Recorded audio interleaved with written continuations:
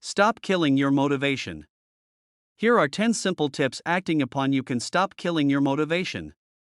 1. Set achievable goals. Establish realistic, meaningful goals and break them down into smaller milestones. 2. Find your purpose. Reflect on your passions and values to align your goals with a sense of purpose.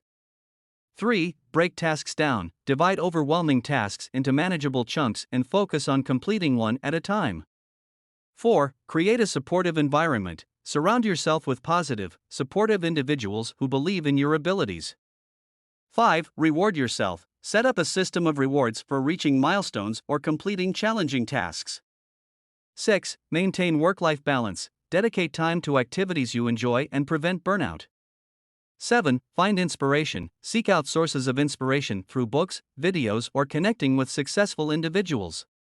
8. Practice self-care. Prioritize physical and mental well-being through sleep, exercise, and stress-reducing activities. 9. Embrace failure as a learning opportunity. Learn from setbacks and adjust your approach accordingly. 10. Monitor progress. Keep track of your achievements to stay motivated.